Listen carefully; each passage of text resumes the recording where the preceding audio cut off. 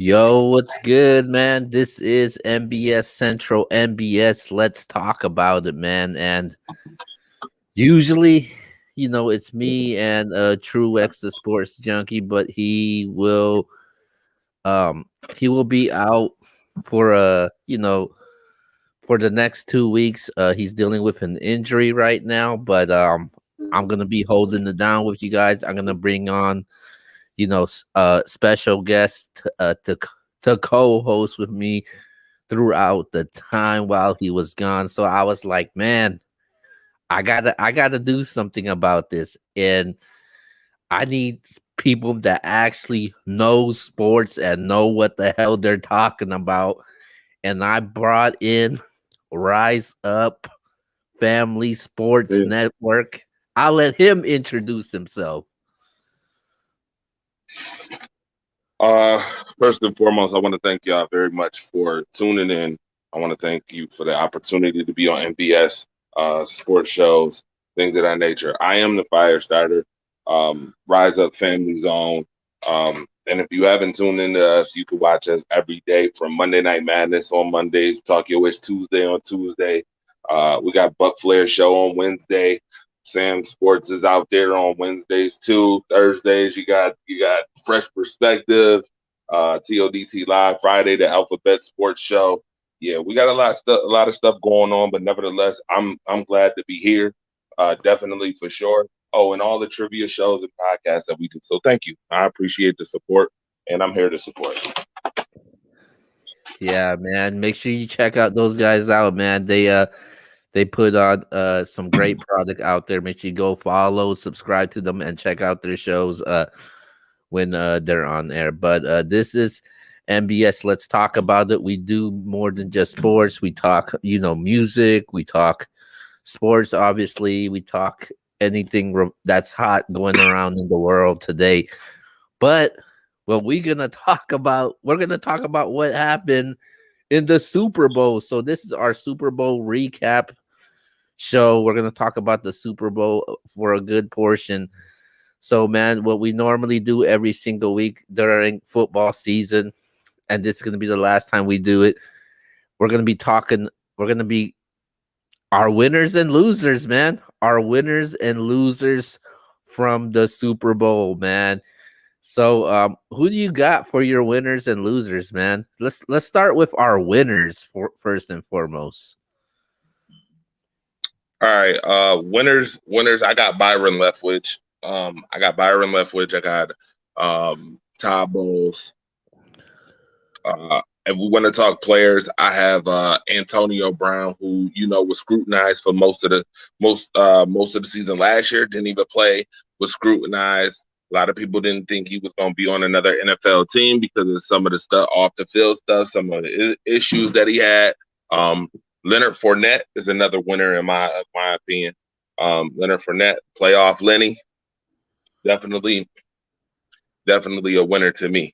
So those are my winners. Yeah, so my winners that I got for everybody. Obviously I got Todd Bowles, man. That defense was huge.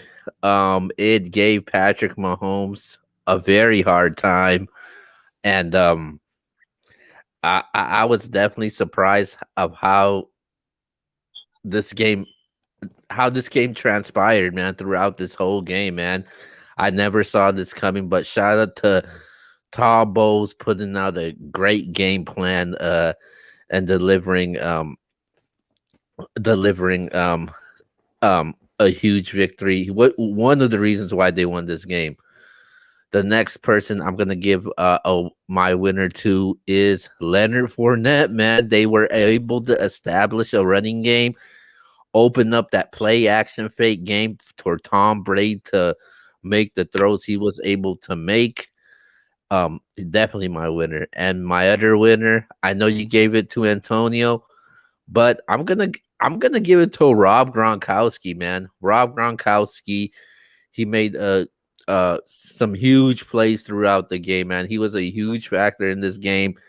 And you got to cover those wide receivers with Brown, Scotty Miller, Chris Godwin, Mike Evans. But this Rob Gronkowski was a huge factor in the game, and I'm definitely gonna let them be the winner. Now let's go to our losers, man. Who do you have as your losers? Yeah, before I get to my losers, I'm sorry. I got to shout out my 716 guy, Rob Gronkowski, Williamsville North Zone, man. I got to shout him out. I was trying to save some for you. You know what I mean? I ain't want to hog all the winners up. So I'm like, I didn't name him, but he's 716 in our heart. So Rob Gronkowski, congratulations to you. But if we talking about losers, oh my goodness. Eric Bieniemy, loser. Loser. Steve Spagnuolo, loser. Wow. Uh, the whole Kansas City Chiefs team just got them cheek slapped. Loser. I don't. You know what? That's tough, man. That's tough. They got spanked. I ain't gonna lie. Yeah, man. As far as my losers go, man. Oh man. um, I'm gonna say if there's a loser out there, man, it's um it's gonna be Tyreek Hill. I got Tyreek Hill as my loser. The first matchup that they had, he had 13 receptions, over 200 yards, 3 touchdowns. This game, they held them in check. They contained them pretty well. Thanks to Todd Bowles, Winfield did some good damage also. And they doubled him throughout the game, and they tried to make somebody else beat them. And going to my next loser, I'm gonna give it to the rest of the wide receiving core, man. Guys like McCole Hardman, Sammy Watkins did not show up at all, man. They shut down Tyreek Hill. They knew that was part of the game plan. They were gonna go after Tyreek Hill and make one of those guys beat them, and they weren't able to do that, man. And I definitely got them as my losers, and I'm gonna give my loser also to Eric Bieniemy, man. He just was too conservative with the play calling, and that is not gonna get it done, man. And that defense, man, that defense was getting to Patrick Mahomes at will. 32% of the snaps, they were pressuring Patrick Mahomes. So that's who I got as my losers, and those are actually your winners and losers from Super Bowl 55. So moving forward to our next topic, man, we are gonna talk about this GOAT conversation that's going on right now with Tom Brady, man. So with that being said, after what Tom Brady was able to do, does this put the end of any future type of talks of GOAT conversations when it comes to who's the GOAT in the NFL?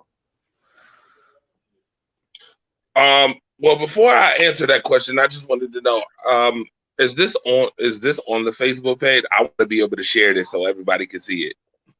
Yes, it is. Okay. I just wanted to make sure because I couldn't find it. And I'm looking to share, and that's okay. But I will say this. GOAT conversation as far as football is concerned? Or are we talking GOAT conversation, period? Yeah, football concern.